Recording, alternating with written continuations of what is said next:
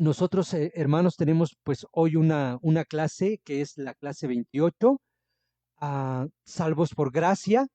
Hemos llegado al inicio del capítulo 9 de Romanos, para que nosotros podamos concentrarnos ahí en los versículos 1 al 5.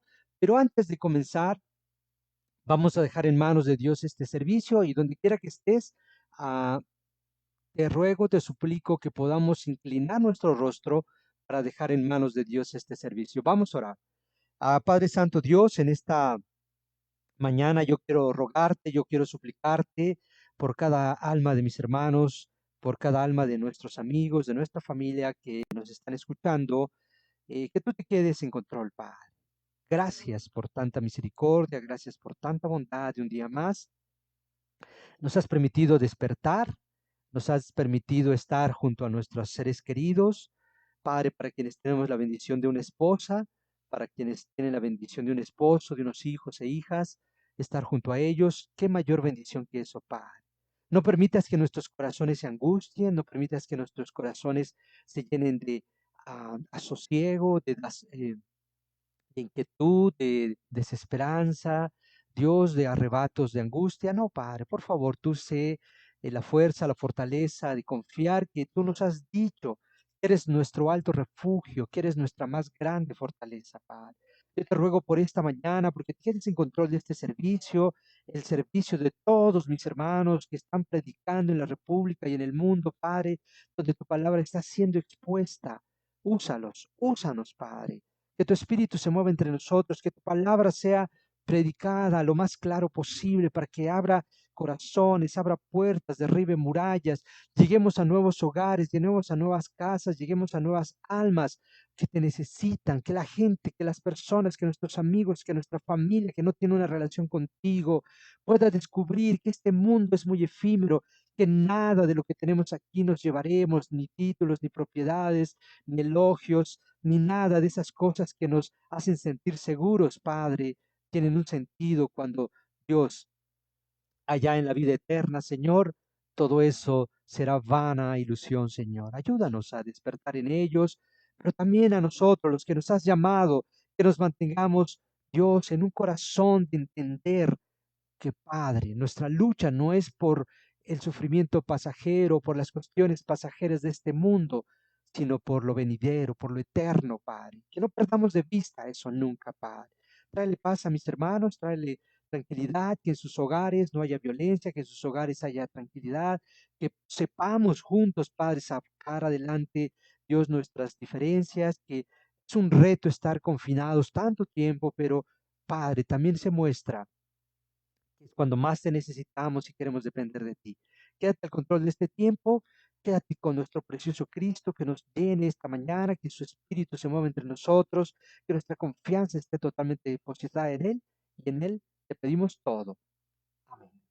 Ok, hermanos, pues hoy vamos a estar comenzando el capítulo 9, versículos 1 y 5, pero antes de eso podemos hacer un pequeño resumen. Quizás estás viendo ahí tú unas personas en negro y otras una en rojo como siendo ah, tomada. Y esto solamente lo que dice es simbolizar la elección de Dios al pueblo judío. Pero antes de llegar a ese punto, si podemos hacer una pequeña reseña muy demasiado sucinto, es que los capítulos 1 al 8, Pablo nos está enseñando doctrina. En los capítulos que hoy comenzamos, 9, 10 y 11, Pablo nos está hablando de la dispensación o de la elección divina. Y en los próximos capítulos 12 al 16, Pablo nos va a estar hablando de las obligaciones. Otros autores, otros estudiosos de la Biblia lo llamarían del 1 al 8 la fe, del 9 al 11 la esperanza, del 12 al 16 el amor. Algunos otros le llamarían del 1 al 8 la salvación, del 9 al 11 la separación, y del 12 al 16 el servicio. Pablo ya nos trajo entonces por toda la doctrina, por toda la fe, por todo lo que nos salva. Y tú recordarás cómo termina increíble versículo 8:39, nada podrá separarnos del amor de Dios. Wow, eso es increíble. Pero en esta sección de los capítulos 9, 10 y 11 de Romanos, Pablo va a estar hablando en el capítulo 9 del pasado de Israel, el capítulo 10 el presente de Israel y el capítulo 11 el futuro de Israel. El pasado es un pueblo elegido, como vemos ese hombre de rojo siendo tomado. Dios había tomado a la nación judía como su pueblo, como a su familia en la tierra elegida. Pero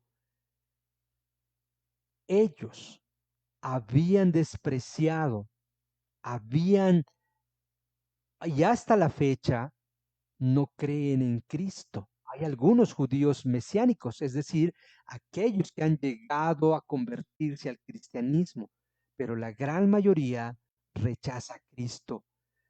Y cómo Pablo está dolido en su corazón por cómo él conoce cómo Dios ha obrado en la nación judía. Este dolor y esto que vamos a aprender hoy proviene de su experiencia del mismo Pablo. ¿Recuerdas? Él era un perseguidor y él entiende que a los judíos Dios se hace una pregunta. Ellos al rechazar a Cristo, Dios ha rechazado definitivamente a la nación judía y hoy vamos a tener un poco de esa respuesta. ¿Sabes? Pablo, como lo decíamos, en el capítulo 8:39 dice, nada podrá separarme del amor de Dios. Es importante que tengamos presente esta partecita. ¿Por qué? Porque en el versículo 3 que vamos a leer hoy del capítulo 9 dice, quisiera ser separado. Entonces, a ver, dice una, no, nada puede separarme y por acá dice quisiera, pero vamos a entenderlo.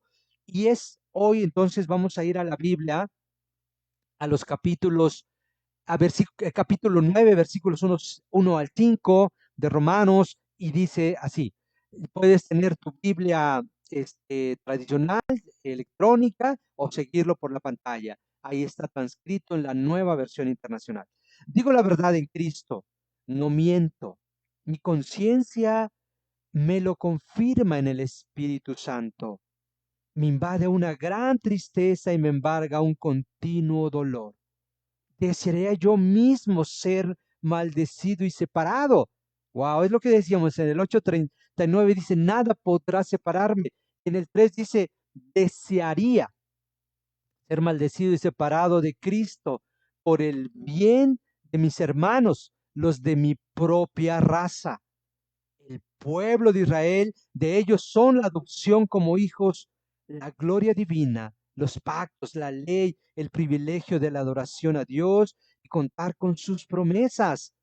De ellos son los patriarcas y de ellos, según la naturaleza humana, nació Cristo, quien es Dios sobre todas las cosas. Alabado sea por siempre. Amén. Wow. Pablo, el gran apóstol, está hablando de la condición pasada del pueblo de Israel, un pueblo elegido, un pueblo que Dios había tomado como su nación. ¿Tú recuerdas todo lo que ha tenido que pasar este pueblo?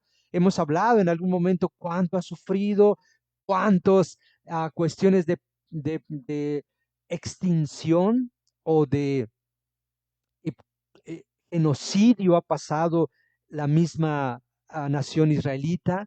Hablábamos a inicios del siglo pasado, Hitler exterminando más de 6 millones de judíos. Esa parte de ser un pueblo elegido ha traído mucha oposición de personas tan malvadas como este hombre. Pero a lo largo de la historia ha pasado otros más. ¿Te acuerdas cuando hablábamos de Antíoco Epifanes?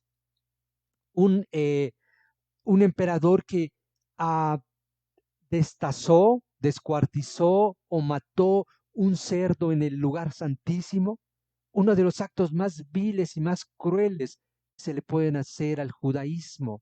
¿Sabes por qué? Porque él quería desaparecer al pueblo judío, a sus tradiciones, llenarlos de temor, y no solo fue capaz de matar un cerdo en el lugar santísimo, sino también de asesinar a todos sus sacerdotes. Pablo les está diciendo, esta nación que Dios ha elegido y que han pasado mucha persecución ustedes mismos, ahora ustedes están rechazando al Hijo de Dios, al Hijo del Padre Eterno, a Dios mismo, la segunda figura de la Trinidad. Pablo entonces comprende que él mismo se había comportado de esta manera. Pablo está mostrando su corazón, está mostrando a cuánto le interesa el pueblo judío. Tú sabrás, amigo, y nosotros, y sobre todo nuestras hermanas, como mujeres, yo tengo una esposa y dos hijas y puedo comprender cuánto para ellas la sensibilidad de sentirse apreciadas es muy importante. Para nosotros los seres humanos, a veces no es tan importante, vaya, no estamos minimizando el conocimiento, pero a veces no es tan importante cuánto sabes, sino cuánto te interesa, cuánto te inviertes y cuánto te importan las personas. Tú recordarás que al convertirse Pablo, si tú lees Hechos 9:1, dice que él todavía respiraba amenazas contra el pueblo judío. Estaba apenas un tiempo antes aprobando la muerte de un inocente de Esteban, manteniendo la capa de todos los que estaban apedreando a Esteban y hasta que lo asesinaron. Pablo, consciente de su linaje, consciente de su pasado, consciente de su corazón, ahora siente mucho dolor porque la nación judía no acepta a Cristo. Pero unos versículos más adelante de Hechos, en el versículo 18, Pablo es bautizado. Si tú lees la historia, cómo Dios mismo le habla, cómo él cae, cómo él pierde la vista, cómo es que el mismo Jesús dice la narración que las personas veían la luz, pero que solo Pablo escuchaba la voz. Y le dice, Pablo, Pablo, ¿por qué te das coces contra el aguijón? Otras versiones, ¿por qué me persigues?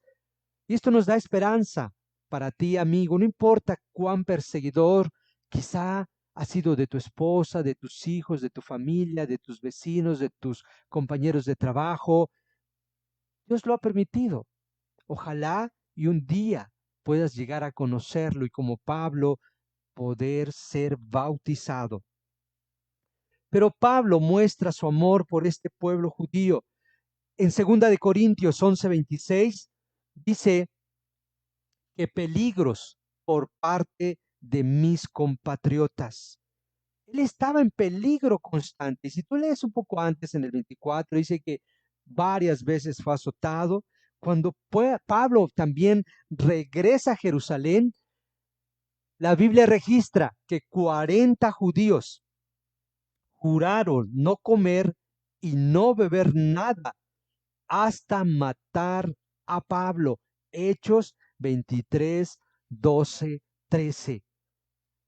Pero sabes, la gran noticia, la maravillosa noticia que Pablo nos está mostrando aquí es que no es que solo él estaba dispuesto a seguir en peligro, sino la gran y buena noticia que Pablo, a pesar de ser perseguido por su pueblo, él los amaba. Qué gran transformación, qué gran cambio. Hechos 9:1, bufaba, respiraba amenazas. Hechos 23:12, 13. Ahora 40 judíos habían jurado no comer nada ni beber nada hasta asesinar a Pablo. Pero él en estos capítulos dice, En el versículo 2 me invade una gran tristeza que me embarga un continuo dolor. Wow, a mí me impacta. Ya no siente el deseo de venganza por esta persecución. Ya no siente el resentimiento por cómo es tratado. Lo que él siente es tristeza y dolor por cómo este pueblo se está perdiendo la oportunidad de redimirse ante el pueblo, ante el Hijo Santo y Misericordioso del Padre Celestial, que es Cristo.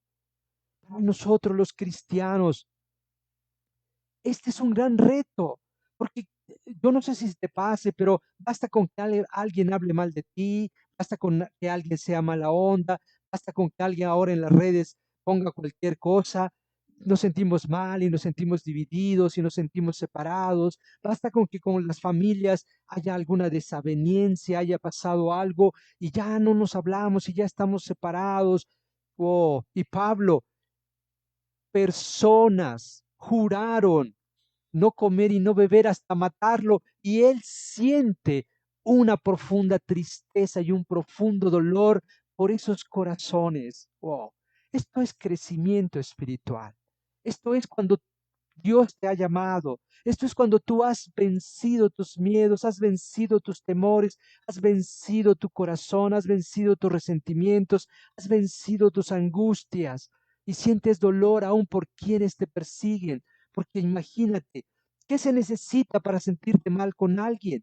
Estar mal tú. O sea, si tú lo analizas, es, yo estoy mal y mi propia amargura me hace hacerme sentir mal con los demás y quiero hacer sentir mal a los demás.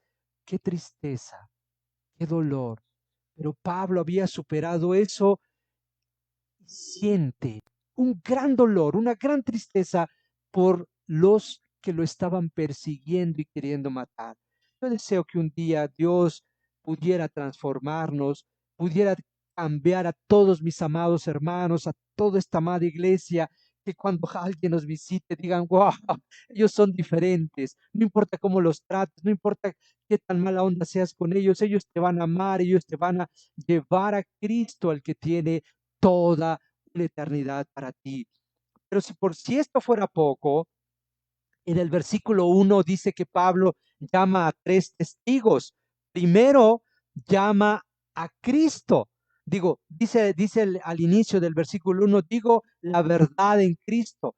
Como cuando tú quieres que alguien te respalde cuando estás diciendo algo, él llama a Cristo. Es una práctica muy común que tenía Pablo en su práctica como cristiano. En 2 Corintios 11:10 dice, es tan cierto que la verdad de Cristo está en mí. Wow, cita a Cristo. Gálatas 1:20, Dios me es testigo de que en esto que les escribo no miento.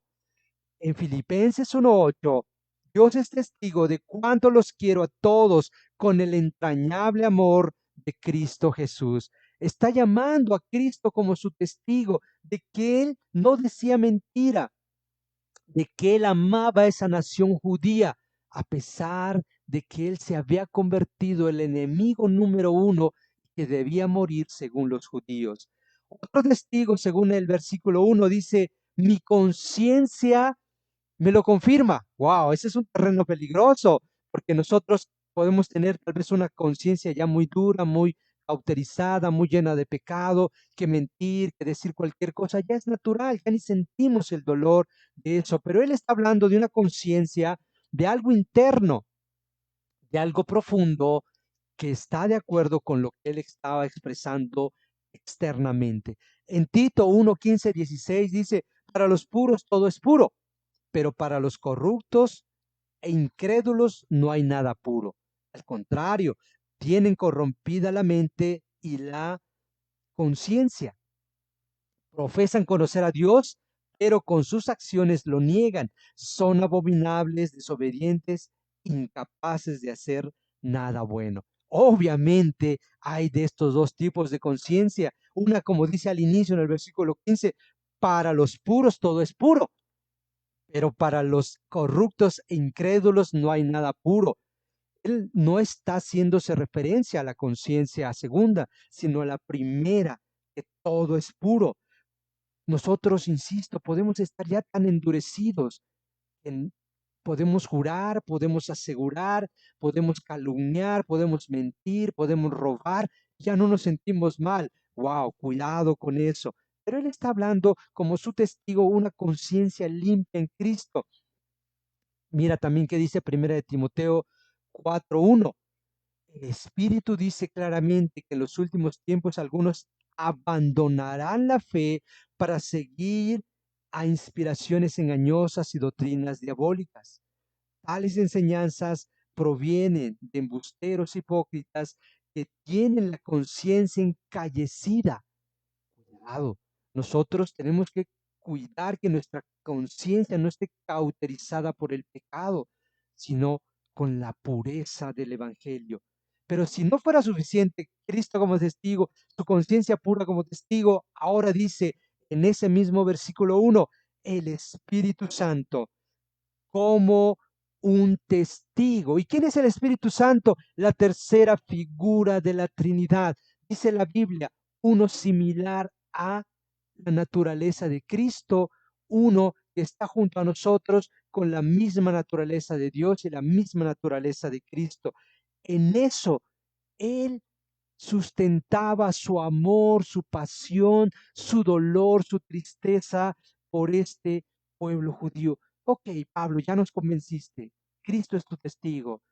Tu conciencia limpia es tu testigo. El Espíritu Santo es tu testigo. Y ahora, Pablo, ¿qué deseas convencernos? ¿Para qué quieres convencernos? Y en los versículos 2 y 3 dice, me invade una gran tristeza y me embarga un continuo dolor. Desearía yo mismo ser maldecido y separado de Cristo por el bien de mis hermanos, los de mi propia raza. Wow. ¿Recuerdas? 8:39, nada podrá separarnos. Y ahora dice, desearía.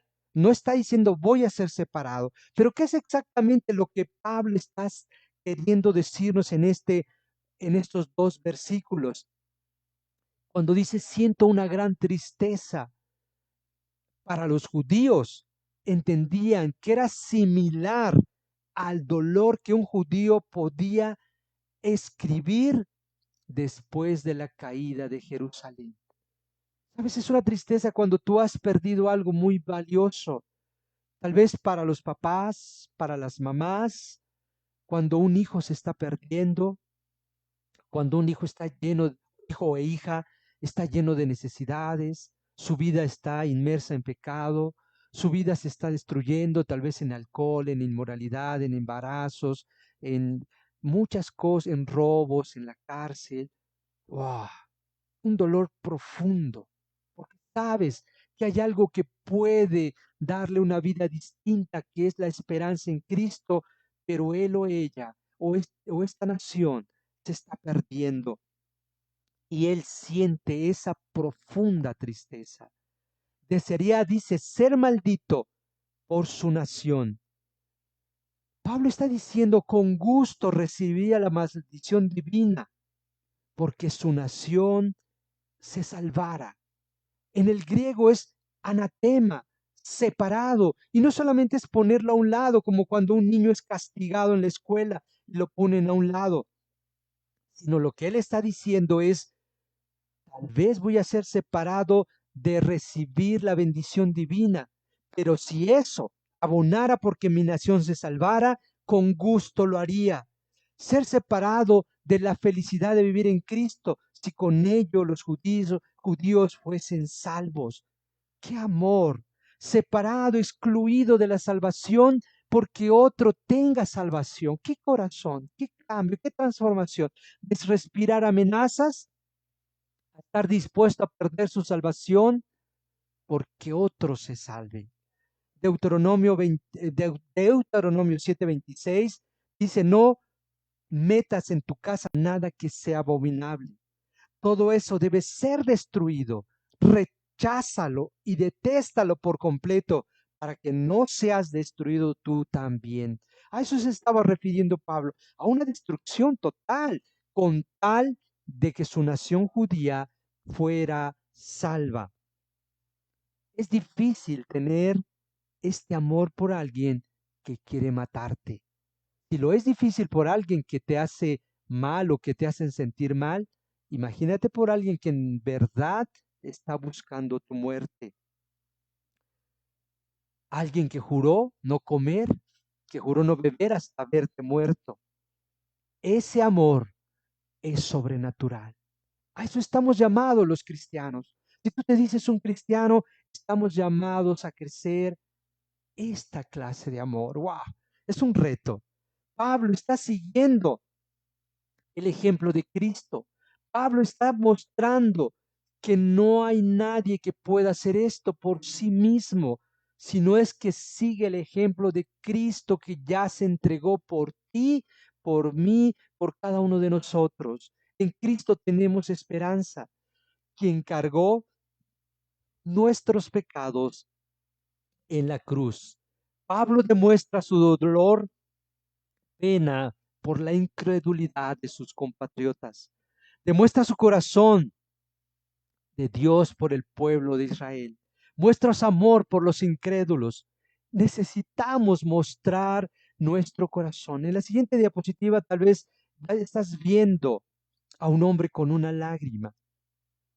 Pablo está haciendo una referencia a Jeremías 9:1 que dice, ojalá mi cabeza fuera un manantial y mis ojos una fuente de lágrimas para llorar de día y de noche por los muertos de mi pueblo.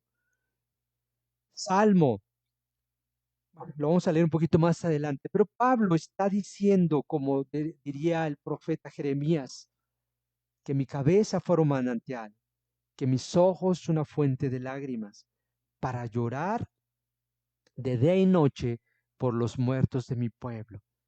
¡Wow! Ese es un cambio. Ese es cuando esa elección, esa separación, esa esperanza que ahora estamos hablando y abordando a partir de los de los capítulos 9, 10 y 11 de Romanos. Yo quiero llamarte, amada iglesia, amados hermanos, nuestra amada región de Izcali. ¿Cuánto, cuánto necesitamos crecer por los perdidos? Necesitamos dejar de vernos a nosotros. Necesitamos dejar de ser tan humanos, de tan reaccionarios, tan llenos de emociones y convertirnos, a pesar de nuestras necesidades, en esta fuente de lágrimas, porque almas se salven. La cruz de Cristo en la siguiente diapositiva, nosotros podemos también decir, como dice el Salmo 119, 136, ríos de lágrimas brotan de mis ojos, porque tu ley no se obedece. Amigo, discípulos, hermanos, ¿cuándo fue la última vez que lloramos por este mundo perdido? Que lloramos por nuestras colonias, que lloramos por nuestra casa, que lloramos por nuestra familia, que lloramos por nuestro país. No nos hagamos duros, no nos hagamos insensibles. En este tiempo, la gente necesita de cristianos que estemos de rodillas, como dice Salmo 119:36. Ríos de lágrimas brotan de mis ojos, porque tu ley no se obedece. ¿Cuándo fue la última vez que lloramos porque una persona entró a las aguas del bautismo? Lo hemos visto ahora a través de las redes. ¿Y has llorado? Porque es un alma que está salvándose, porque es un alma que tiene una oportunidad de tener una eternidad con Cristo. O ya es muy natural y no me gustó, no se pudo meter bien, quizá esto, quizá lo otro. O hay un corazón y un dolor y una alegría por un alma que se salva. ¿Cuánto hemos llorado de alegría por un perseguidor que ahora se convierte? Estamos orando por nuestros enemigos. Esto es crecimiento en Cristo. Yo deseo de corazón que, como dice al final de este versículo 9, Cristo nació de un linaje judío, pero Cristo, Dios, está sobre todas las cosas. Nada puede separarnos del amor. El gran apóstol Pablo muestra su corazón, que está dispuesto a hasta perder su salvación si eso abonara en la salvación de su pueblo. ¿Qué estamos nosotros dispuestos a hacer para que almas se salven? Para que almas que hoy ni siquiera tienen una idea de que hay un mensaje de salvación puedan ser alcanzadas. Que Dios, que nuestro Padre eterno, que Cristo, a través de su Espíritu, vaya obrando en nosotros y convirtiéndonos en fuentes, en embajadores de reconciliación. Muchas gracias. Muy buenas tardes.